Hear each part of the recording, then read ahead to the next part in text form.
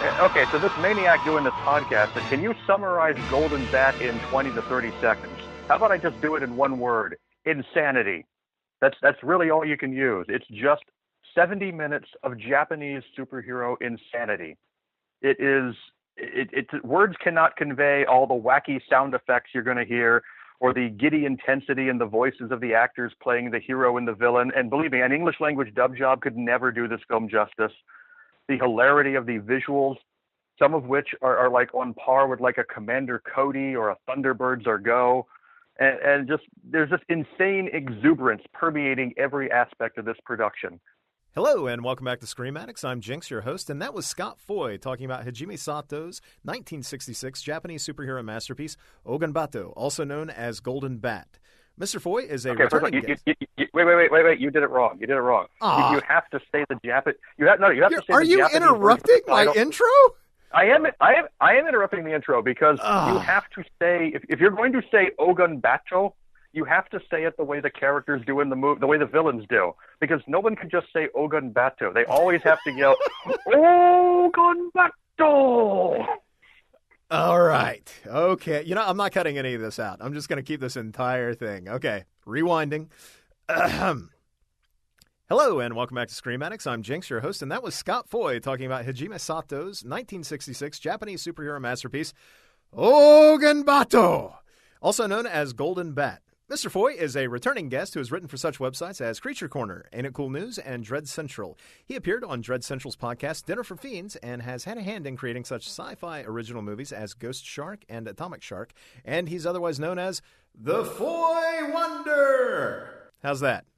No, I'm not a Japanese superhero. No, hey, I said it. I did it. You know what? I'm even going to put like a cool audio effect on that. I'm going to make it sound super cool. You'll have a pretty awesome sounding intro, and I'm pretty sure Feeney's going to be pissed about that. Actually, you know what? I'll give Feeney a cool intro when he comes back on, too. Actually, I want both you and Feeney to come back on the show at the same time. I miss talking to both of you as a group, and we'll call that episode, I don't know, Dinner for Fiends or something. Nobody's using that title anymore, right? Anyway, Foy, welcome back to the show. We're going to use the title Dread Waves. Anyway. So I dare you to leave that one in. I'm going to. I will. I'm not editing this episode. whatever we happen across, it's just going to stay in. So Foy, yeah. Tell me, where does it come from? The Golden Bat. Golden Bat comes from Japan, and it's a movie. Here's the thing you have to understand for those of you listening right now who, if you've never seen or heard of this movie, there's a good reason for that. It has never been released in the United States in any form. It's never been dubbed. It's never been subtitled. It's never been brought over. It only bootlegs. And up until about 15 years ago, all of those bootlegs were only Japanese. Someone finally decided to fan sub it. So this really is a movie you can only see if you have to go out and get a bootleg, because you're not going to find it any other way, which is a travesty. It's a fucking crime, man. This is a movie that needs a big special edition Blu-ray. You know, this movie needs to be out there. People need to be talking about it because it's brilliant. Okay, I'm already off track, and I apologize. No. When we last did, we did Werewolf of Woodstock about a year ago, wasn't it, for this show? Yeah, absolutely. It was by the way, is this the new tradition? Bring Foy on for the Thanksgiving turkey edition? Absolutely. Although I don't this know is if no you call turkey. Golden Bat a turkey. Yeah, this is not a turkey. This is something. This is a glorious masterpiece. Is what this is. But I sent you a couple of movies, and one of them was Golden Bat. And I remember when we did that long show, and I started rambling about other movies, I kind of sold you on Golden Bat, and you're like, you know what? I'm going to take a look at I was trying to tell you, just watch the opening credits. So it's like the wee hours of the morning. I'm actually in bed, and all of a sudden, I start getting texts from you like, I'm not going to sleep till I watch all of this. Those opening credits were amazing. And then I'm just getting updates as I'm trying to sleep. From this is incredible. Oh my God, I'm going to be so tired tomorrow, and I don't care. Everybody needs to see this. It was honest. We even talked after the recording of the Werewolf of Woodstock. After you were telling me about all sorts of movies. We had a pretty lengthy conversation. It went till 4 a.m. anyway. And then near the end, you just happened to drop this thing about this movie called Golden Bat. And okay, so you know what? We've already blown past the point where I usually start with the usual question. Of all the horror movies you might have chosen, blah blah blah. So I'll just tell folks this. So after that episode we did of The Werewolf of Woodstock, you and I were talking about all those movies. You told me about Golden Bat, and it's like 4 a.m, and I'm exhausted, and yet what you told me sent me straight home from the podcast studio to popping in that movie at my house and watching it in wee hours of the night because I needed to see that film after you talked it up, and it did not disappoint. So can you tell folks what you told me? Just make them love it before they've even seen it like you did with me. I don't remember exactly what I said, but how about I start with this? Since I'm sure there's a couple people listening to this right now and going, who don't know about Golden Bat, wondering, why are we talking about a Japanese superhero movie on a horror podcast? And it's true. It's not really a horror movie, but let me describe for you who Golden Bat is. First of all, he may be one of the first superheroes ever created. He's definitely known as the first Japanese superhero because the character was created back in 1930. He's considered Japan's first superhero, and let's describe what he looks like. He has a skeleton head with a Chris Benoit tooth gap, and that bony head, which, by the way, has no eyes. It's not even like empty eye sockets. It's like his eye sockets are filled in. It's like, how does he see? I mean, we know bats use sonar, but still, it's like, how does he see? Does he use echolocation? How does this work with Golden Bat? But he has a skeleton head, and then his body, he's wearing a shiny jumpsuit with a high-collared cape combination that would make Gene Simmons green with envy. Imagine if like Skeletor did a Las Vegas like stage show. It's like Skeletor, Liberace, and Gene Simmons all wrapped into one. And then his weapon of choice is the baton of justice, which is this giant marching baton that the ball end he uses to bash and kill enemies, and then the other end of it he can shoot lasers out of it. And he can fly. And he's seemingly indestructible, and he's immortal, and apparently he's from Atlantis, and he's been sleeping in a coffin for 10,000, 20,000, however 1,000 years, waiting to be awoken so that he can save the Earth from a outer space cyber hedgehog that is flying through outer space in a giant drywall screw with robot eyes that shoots lasers. And he employs 3 henchmen, one of whom's a werewolf named Jackal, figure that one out, another of which is a shape-shifting seductress named Piranha, and the third of which is it's hard to describe him. He's just it's like if Frank Gorshin's Riddler was an alien.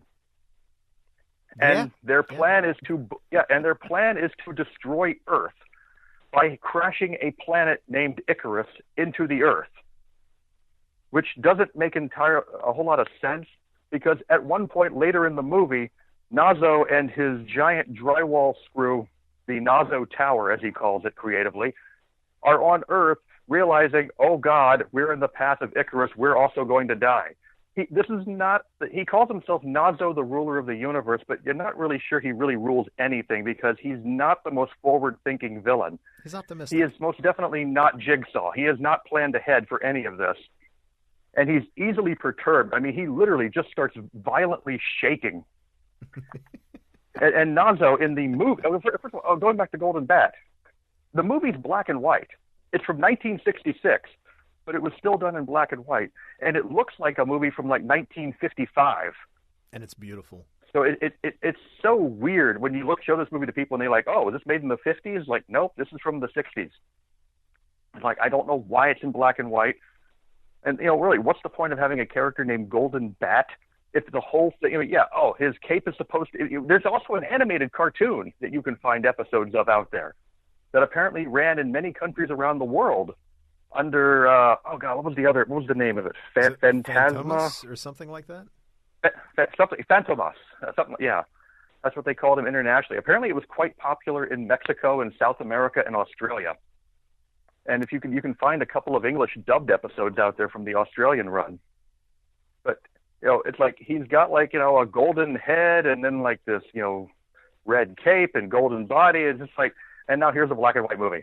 But the black and white, I actually think, makes it work because I can't even fathom how bad the special effects would have looked in the glorious color. Oh yeah, there are times. I mean, the photography in the movie. I mean, it is black and white, but it's also got this great sort of CinemaScope look to it at times, and it feels like. I mean, sometimes it feels big. You know, it feels like I don't know, or at least polished in a way that, say, the old Universal movies did. But then there are times it kind of looks like an episode of the old 60s Zorro show, the Disney show. And then there are times it kind of looks even kind of like an old Coffin Joe movie. You know, it's weird, the level of quality that sort of, you know, fluctuates throughout the movie. But then, it's of course, part of its the charm. weirdest, yeah, and part of the charm is the fact that Nazo, the supreme tyrannical overlord of the universe, looks like a costume that would be used in a children's library production of Wind in the Willows. But if you put 4 robo-visor eyes and gave him like an Inspector Gadget villain metal claw, and he's always in this perch. Yeah, he's always in this one perch. You never see him from the waist down. It's like Max Rebo. He can just kind of turn and move around, and he speaks into a microphone that falls from the ceiling like an old-time boxing announcer. It's all right, so, okay, I got to say at this point, if I know my audience even a little bit at this point, there are people listening to this right now who are just like, you know what, sold. Like, I need to see this movie. But there are also probably people out there just hearing those little bits who are probably like on the fence, or even maybe kind of like, I don't know, that maybe sounds a little too campy for me, a little too silly. What the hell is this? Those people don't understand the magic. So how would you explain why all of that works? Partially because it's extremely campy, but it doesn't really act like it knows that it's campy. It's not like a Sharknado movie where, you know, like the Sharknado sequels where suddenly they were all completely in on their own jokes. It's not like so many of these movies. It's not self-aware. It plays itself straight.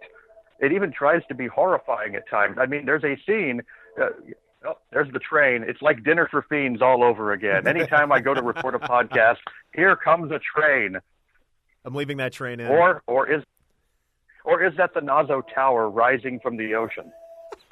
But it could be either one. But yeah. The thing about him is that, God, it's kind of like watching Nazo, this guy in this obvious, you know, it looks like almost like a potato sack costume, like just spazzing out. The actor inside is violently just flailing his limbs and just, damn you, Golden Bat! I'm sorry, damn you, Ogon Bato! Because everybody, they always yell, damn you.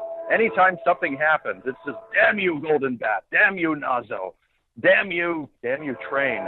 And anyway, damn you is their fallback.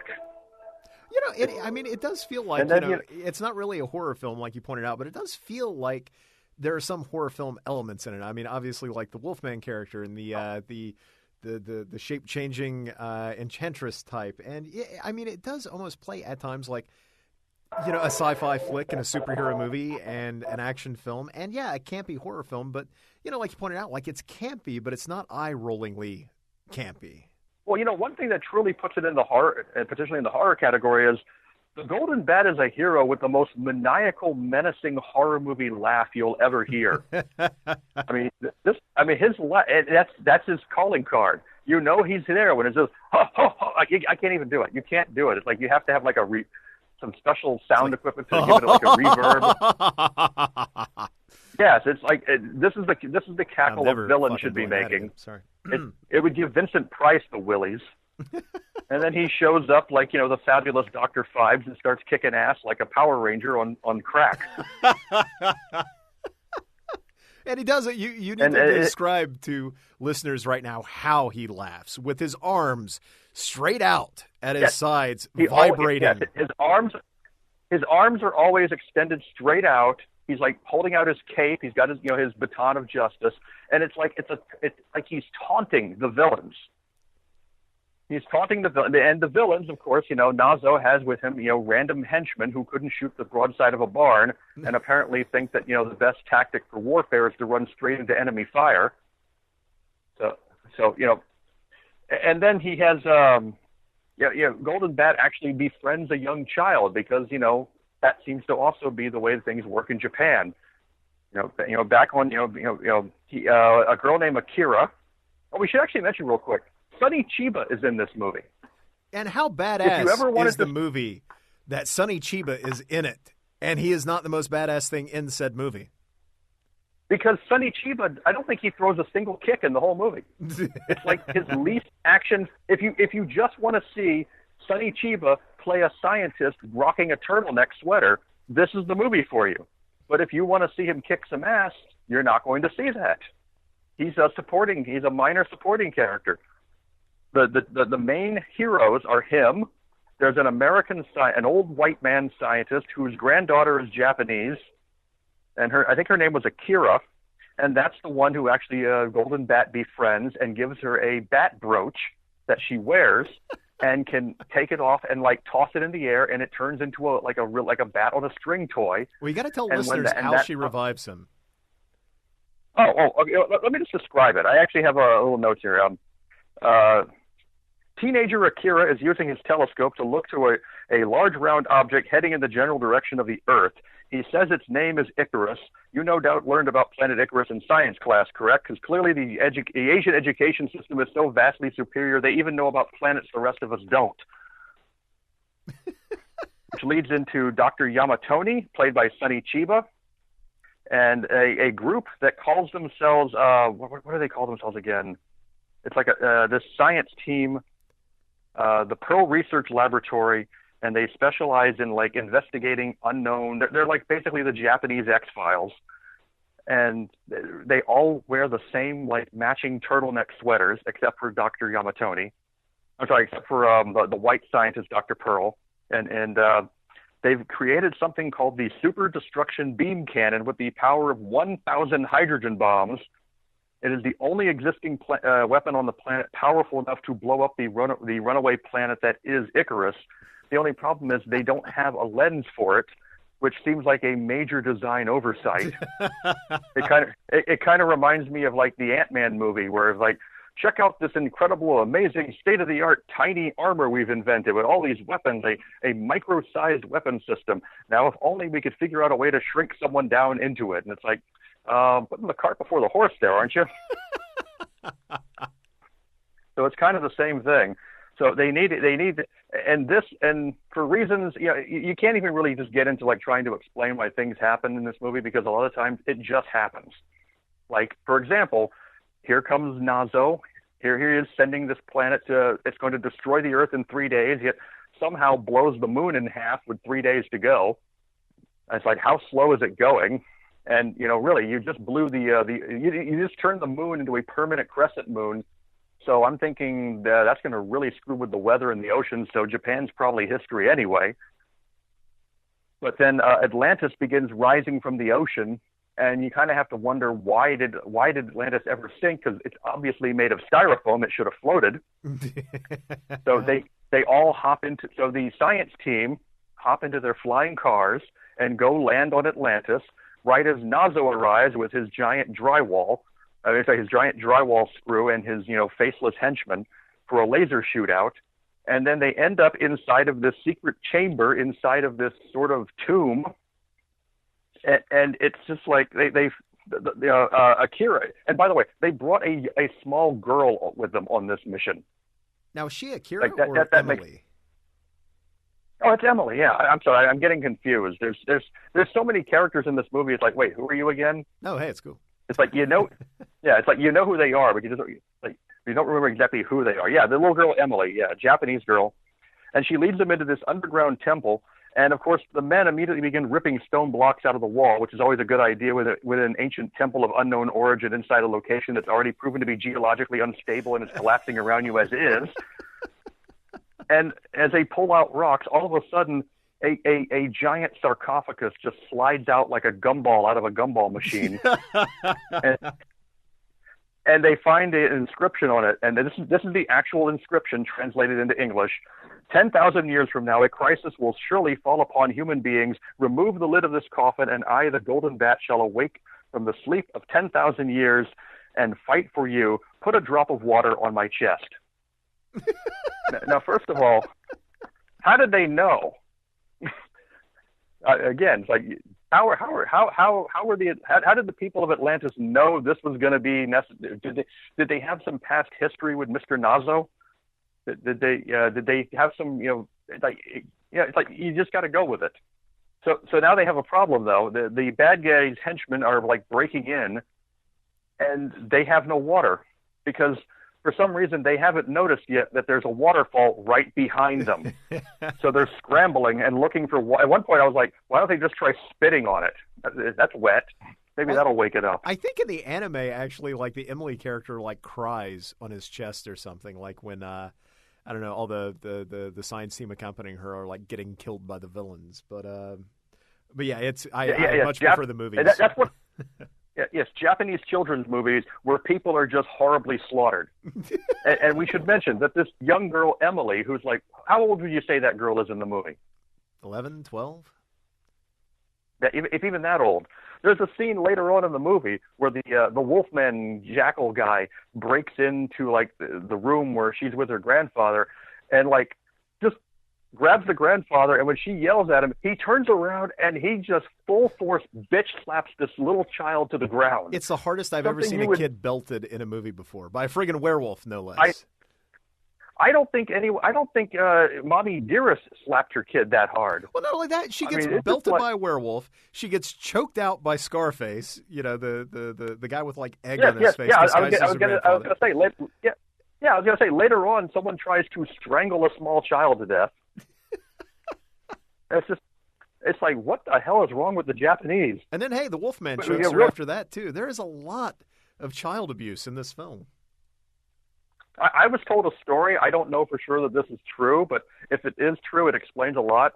I remember years, about like over a decade, back when the Asylum was making movies like Snakes on a Train. Yeah. And I remember like there was like a series of movies that they made at that time that I reviewed. It's like, wow, each one of these movies, a kid got killed. It's like, that's pretty hardcore. You don't see that kind of stuff happening even like, big budget Hollywood horror movies.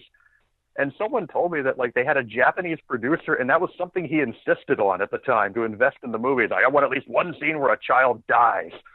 I'm like, okay. Hell? Japan's an interesting country. I mean, they sure do make a damn fine superhero movie though. Yeah.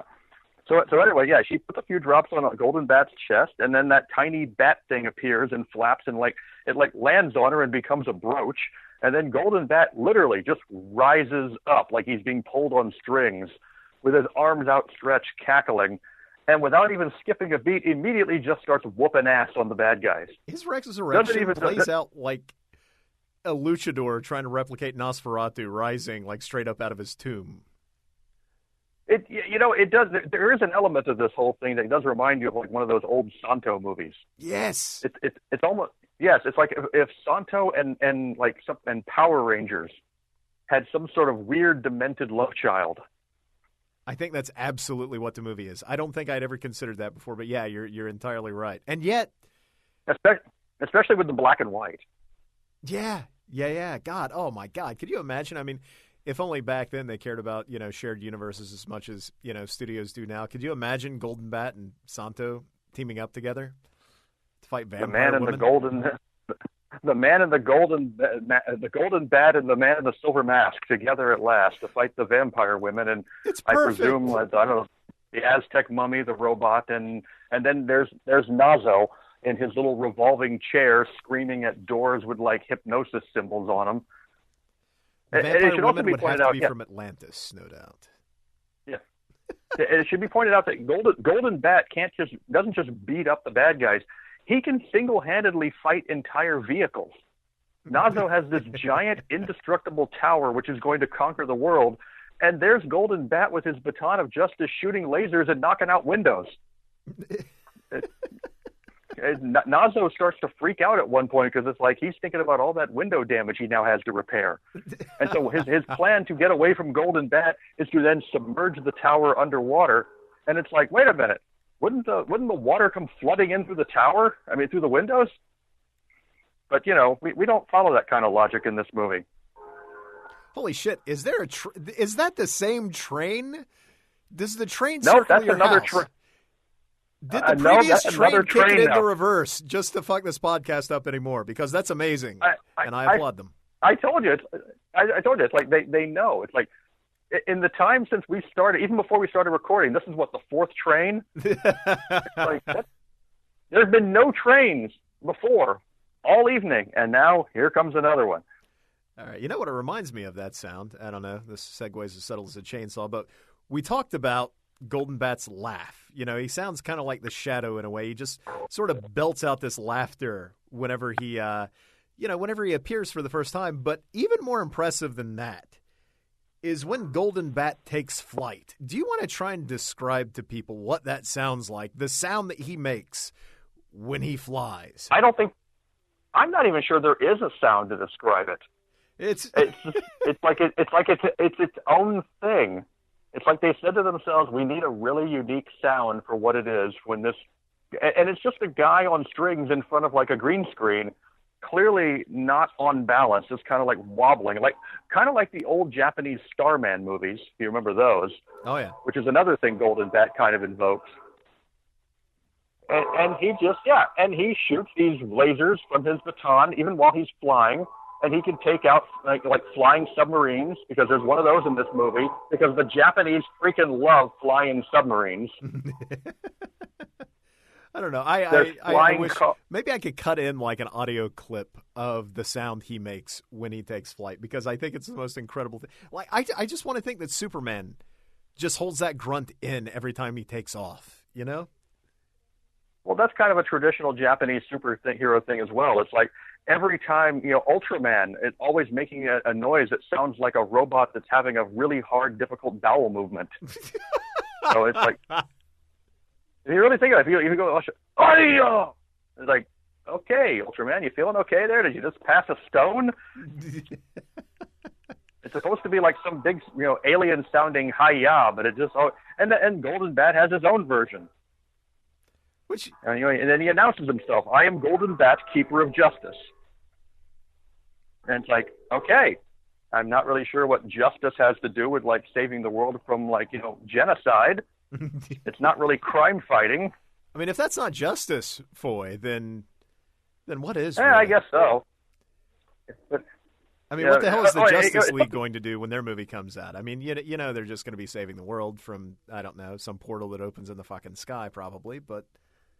Actually, I believe they're fighting flying alien insects, and I guarantee you none of it will be as fun as watching Golden Bat shove a baton into a werewolf's scrotum and kill him. Because that happens in this movie. Jackal takes the baton of justice right to the balls. He makes a ay face, and that's the last you see of him. So presumably he was killed. The other one, I believe his name is Keloid. Keloid is the one who's like Frank Gorshin's Riddler on crack. He cackles, he makes goofy faces. He's always like doing that kind of like that Frank Gorshin sort of like crouched down, marching in place kind of run. And he ends up taking the baton of justice straight to the bowels, and that he makes it like, oh, and that's the last you ever see of him. And then, Piranha, she does everything she's supposed to do, but the one time she actually screws something up, for no reason, Nazo just disintegrates her. It's just well, that don't help you. That doesn't help you at all. Oh, yeah. And, something needs to be mentioned here. The last time we saw a movie about a giant planetoid on a doomsday course with Earth was the fifth element. So, about halfway through this movie, you could imagine my concern that the movie might conclude with Golden Bat and young Emily having to do it in order to save the world. Oh, yeah. Which I know sounds really gross, but this is Japan we're talking about.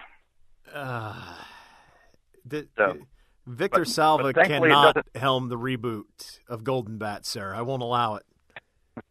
No. We're in Polanski territory here. Yeah, well, true. Neither can he, for that. But yes. Yeah. But after Golden Bat appears, this is when Nazo decides to bring in his three henchmen, and he wants that beam cannon to help him. It's a little confusing. Like, does he want the beam cannon because that's the only thing that can stop him, or does he want the beam cannon because that's the thing he needs to do what he's already trying to do? It's never entirely clear. I think the only answer is just yes. like it. Yes, just like it turns out to be, we forgot to mention, like when Golden Bat wakes up, he actually has this giant diamond in his hand, which coincidentally is the perfect lens for the beam cannon.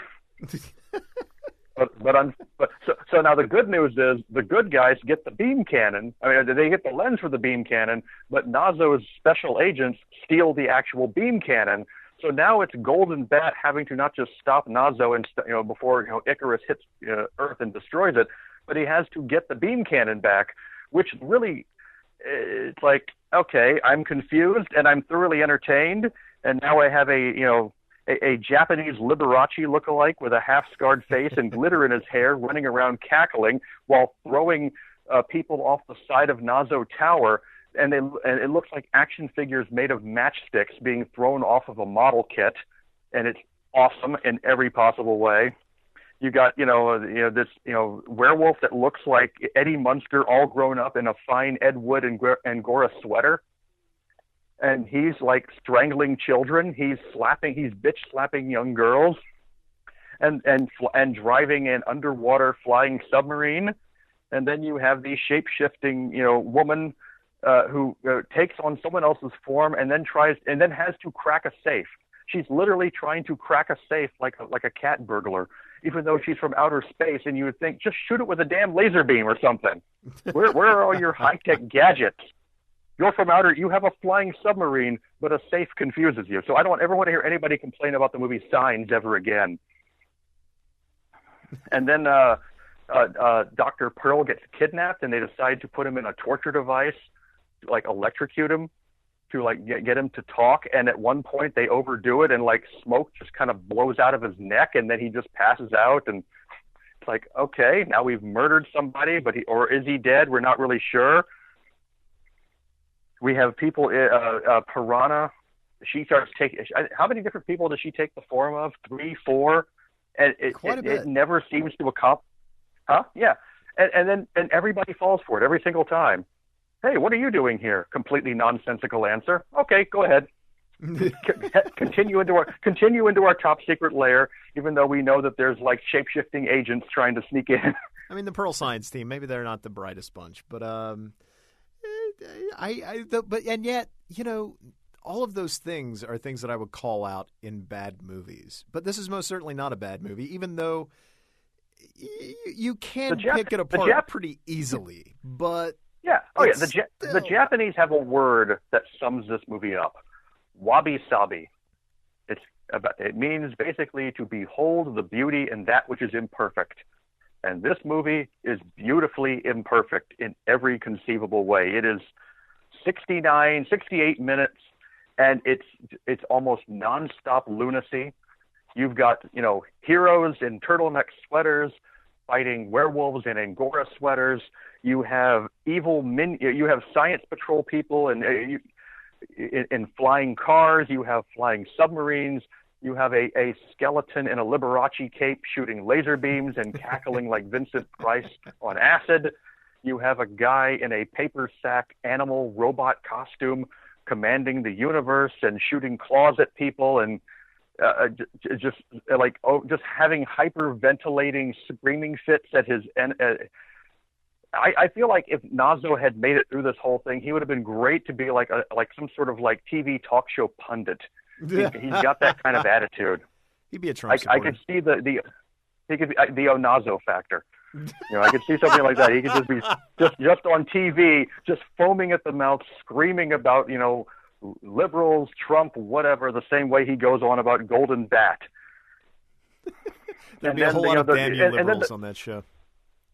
And the finale of the movie is amazing because Golden Bat finally confronts Nazo, and the fight lasts 5 seconds?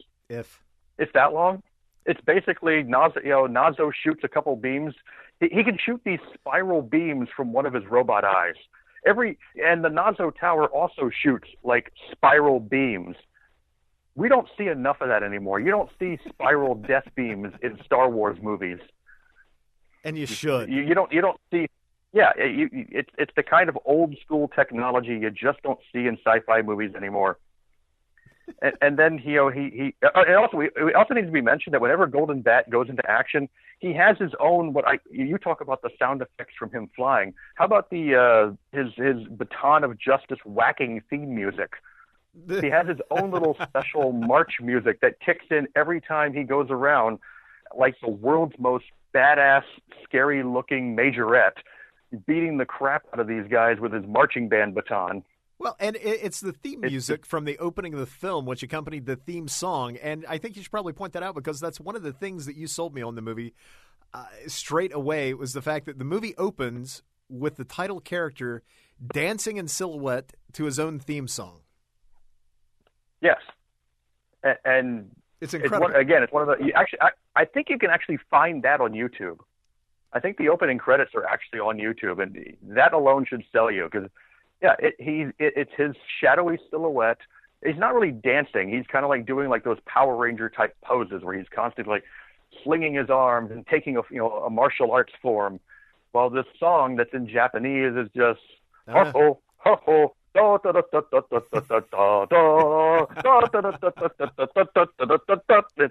like hey, I saw dancing. I saw that guy having fun, man. I'm just saying.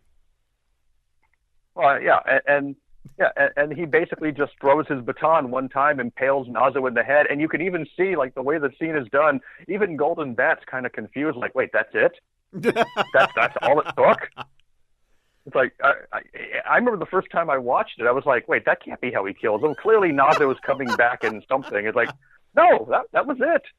And apparently, if you stab Nazo in the head, actually, you know what's even better? When he hits him in the head, because of what I keep calling like the cheap potato sack costume, it really looks like he stabbed a pillow the way it indents. It's like this was clearly just a pillow that they impaled with the baton. Because it just indents in a completely, either that unnatural or Nazo way. was only ever all stuffing.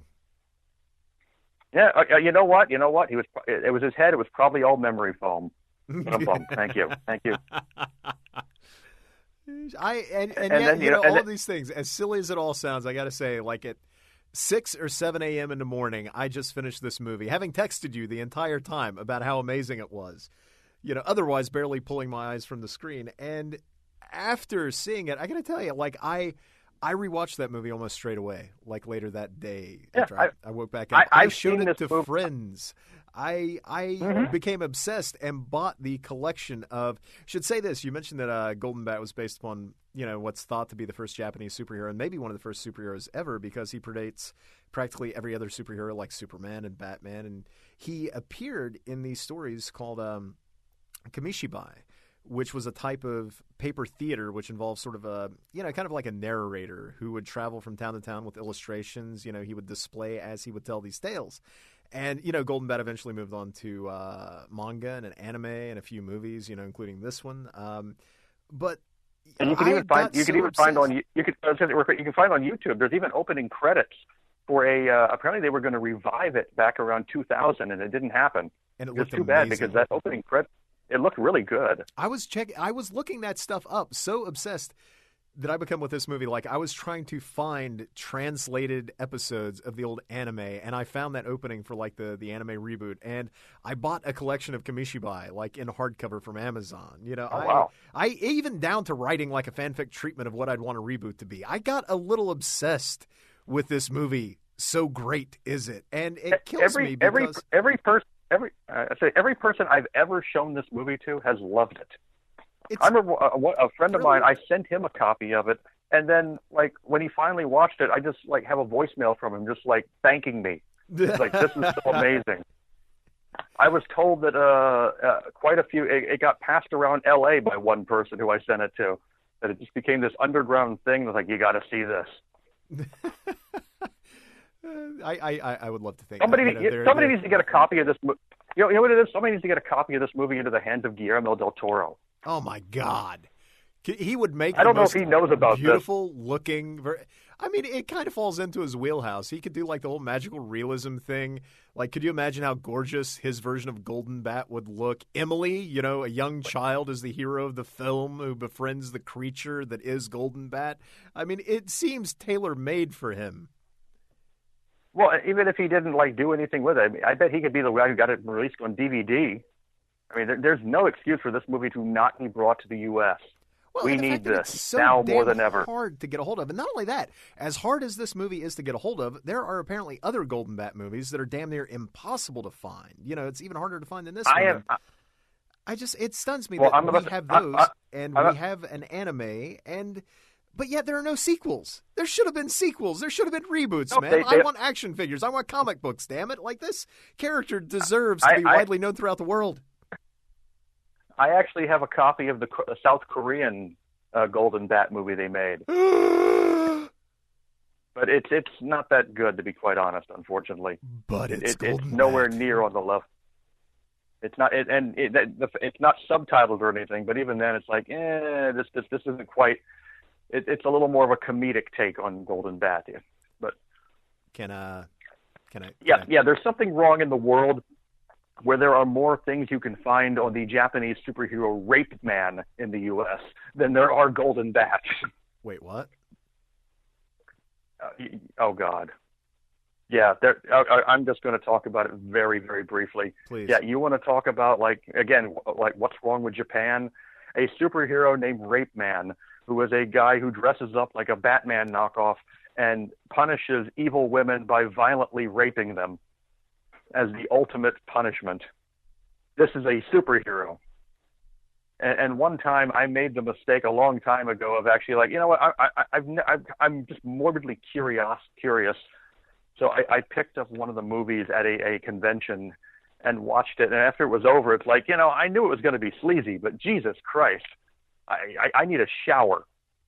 It's like, I just need to go burn this thing. It's like, this thing is so bad, even Harvey Weinstein would be like, whoa, hold on a second, that's just too much. Especially because, like, as screwed up as the logic is, there is some logic to, like, this is the ultimate way to, like, punish and degrade a woman. Yet, all the sex scenes, these women are acting like this is the best sex they've ever had. And it's like, okay, this is like, I'm done. I'm out. Can we just go back to Golden Bat? Yeah. Japan. So anyway, Golden Bat is fantastic. I adore and plus the South Korean Golden Bats. Again, so obsessed am I with Golden Bat. What the fuck did you just now tell me? What the heck? That's a movie that exists? Actually, that's a series of movies. No. It's like yes, apparently there's not just like the modern Rape Man movies. There's also like the Rape Man set during the Shinto period where he basically is raping evil geishas and samurai women. It's just like, what the fuck does this stuff exist for? Apparently it's also an extremely popular comic book. It was even once it's a comic book? It's a manga. Yes. And it was even once referenced on an episode of Law and Order when they were discussing a rape trial. And I bet you there were people at home thinking like, well, that can't possibly be real. They made that up for the show. Nope, it's real. I had a guy I knew online who told me one time about, Japan. It's like, there's nothing unusual about sitting on the subway and seeing like businessmen in full like suits going into work and just sitting there reading rape, bondage, and manga right there out in the open on the subway.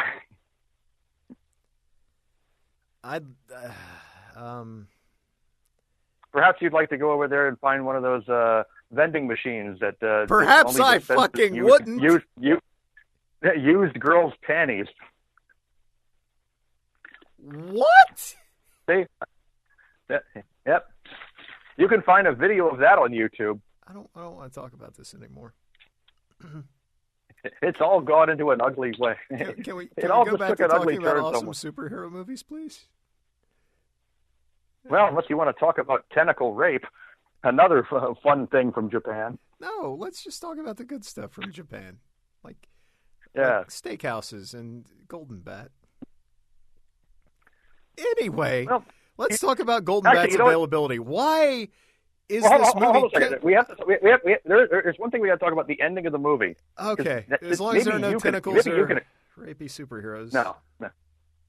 At the end of the movie, after Golden Bat has saved the world, he just starts flying off, and somehow they've already built a statue monument in his honor in about 24 hours, if even that much.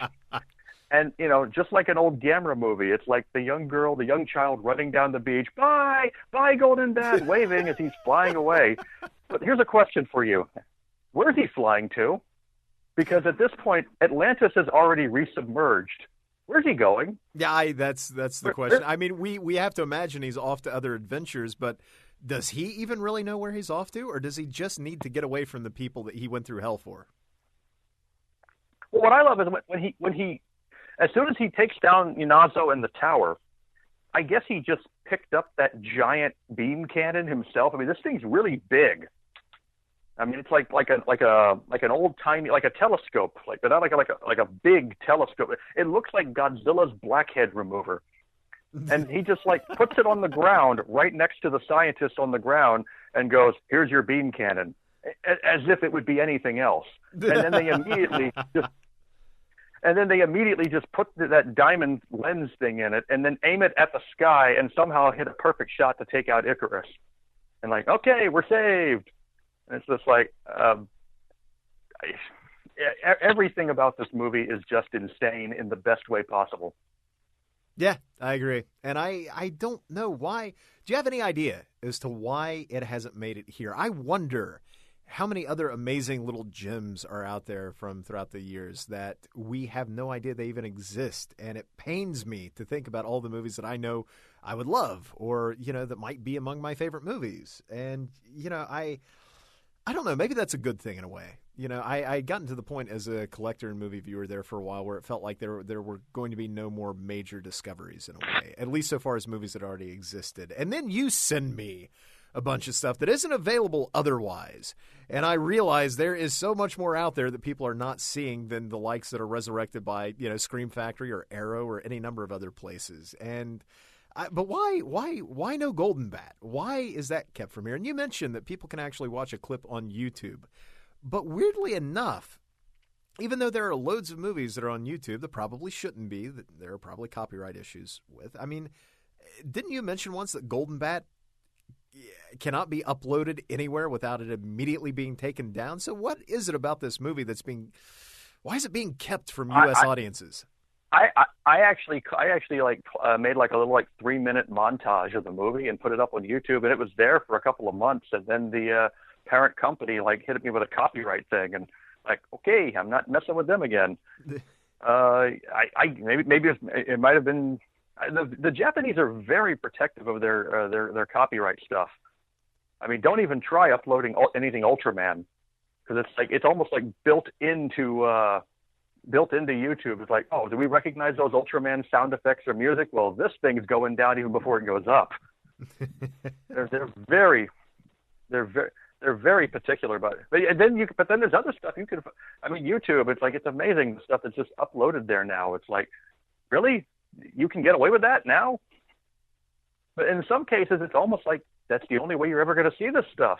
And I'm not even just talking about something like Golden Bat, which you can go to Japan and you can buy it it's on DVD in Japan.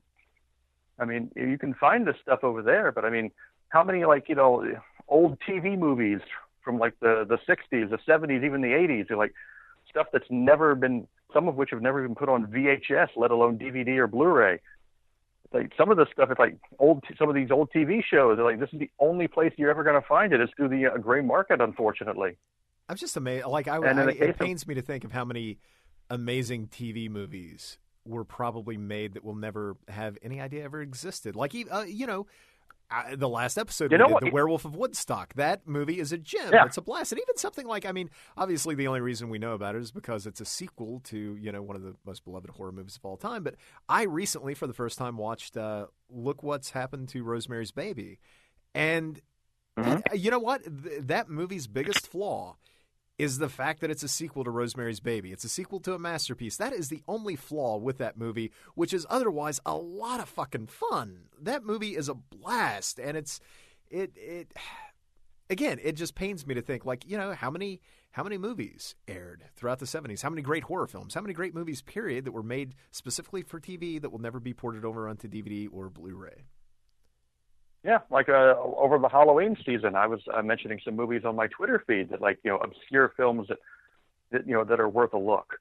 Not the usual suspects of movies that people always name around Halloween time. And someone actually asked me about one called Curse of the Black Widow, which had even escaped me. And I finally I ended up finding it on YouTube of all places. It was a TV movie from the late '70s by Dan Curtis, and the whole thing plays like a lost episode of Kolchak the Night Stalker. It's about a woman who has a curse that causes her, whenever there's a full moon, to turn into a giant black widow spider and feed on men. And she has like a red mark on her abdomen.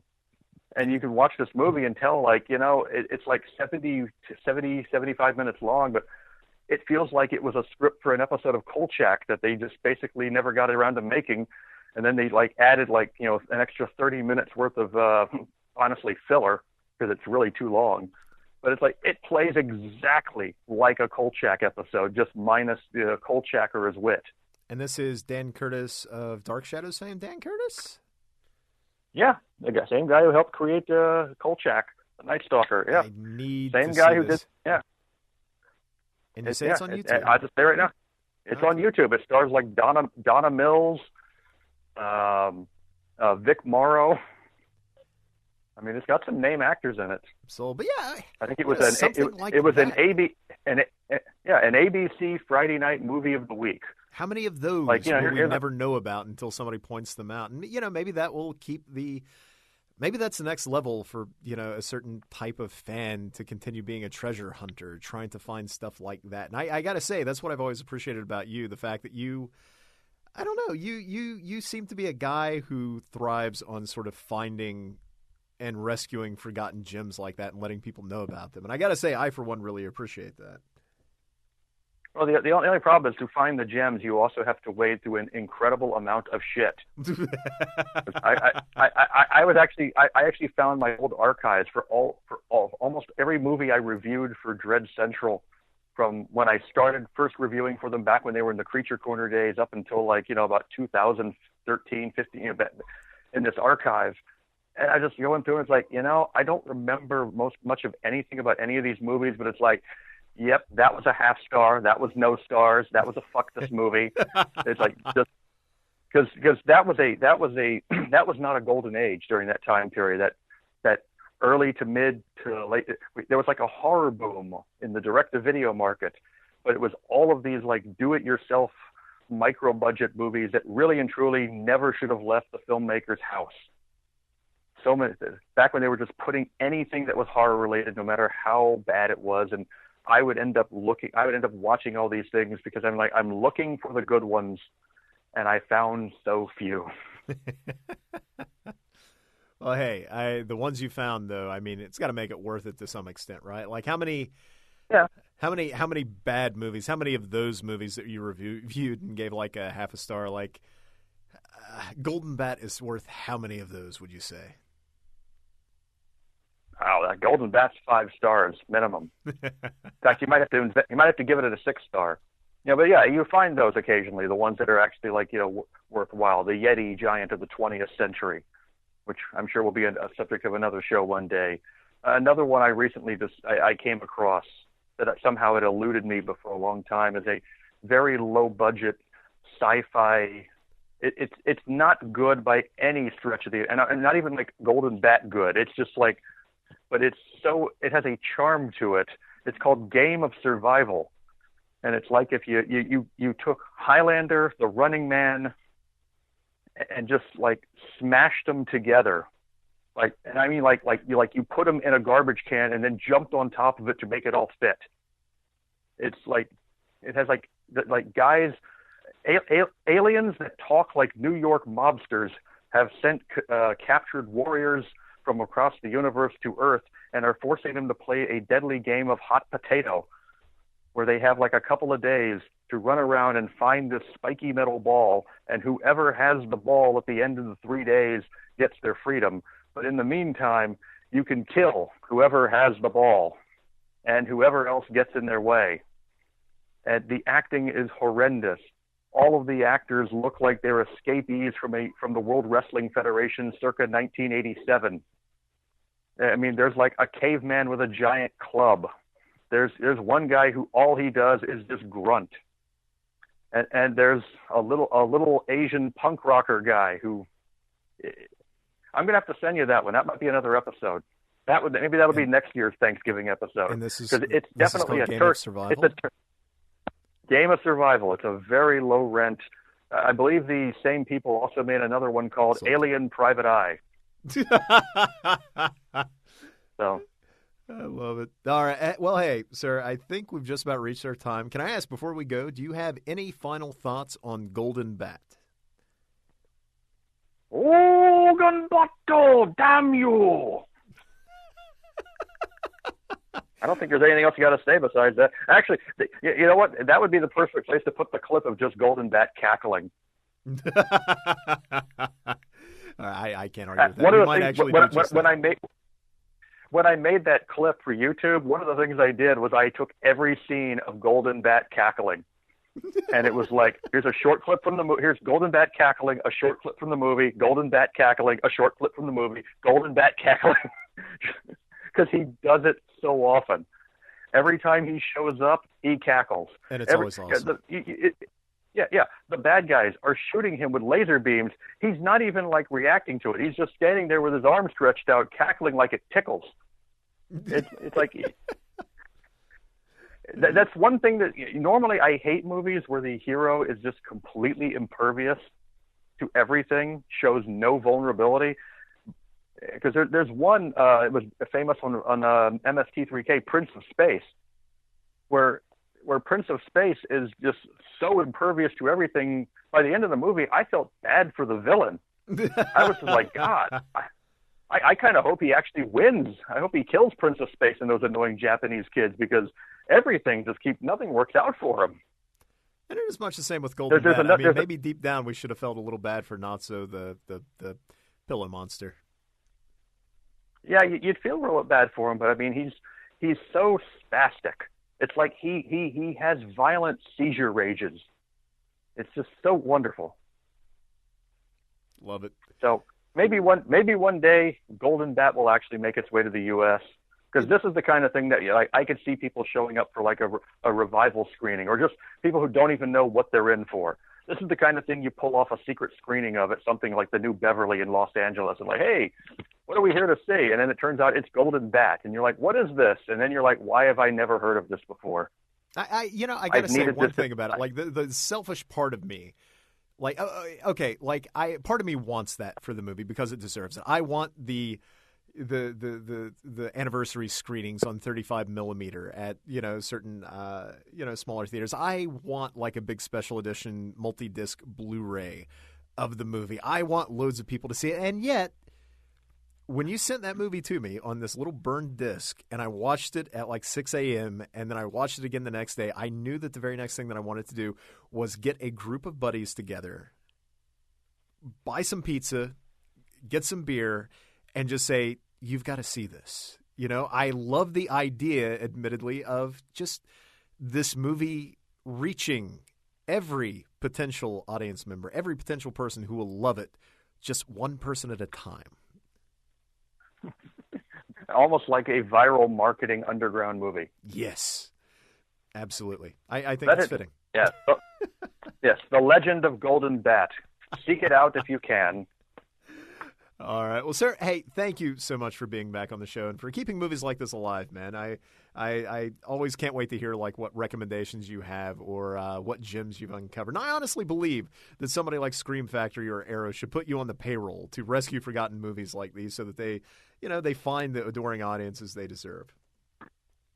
I'm still holding a grudge against Kino Lorber for putting No Retreat, No Surrender out on Blu-ray and not letting me do a commentary track. Because when I got that Blu-ray and like the commentary track by the guy who actually wrote the movie, it's like he barely remembers his own film. It's like, oh look, another long pause. No. I would just stop. I would start talking and I would never stop because there's so much to say about that wonderful movie. You need to upload like your own commentary to it. Just put it online. Let people like download it so they can listen to it. You know what? If nothing else, this time next year, I mean, we already shied away from horror a little bit with this episode. So maybe next Thanksgiving, we'll do No Retreat, No Surrender. Well, you know what? It has a supernatural quality to it. I mean, it's basically the Karate Kid, only if Mr. Miyagi was the ghost of Bruce Lee. It kind of fits. We had people wanting to do Ghost Dad as an episode one, so I figure we can make No Retreat, No Surrender happen. So, all right. Well, Ghost Dad. Yeah. That's, well, that's you know what? story. That's kind of become a little bit of a horror for another reason altogether. Yeah, let's not go back into that dark territory again. You know, no, I'm ending this episode before we go any further.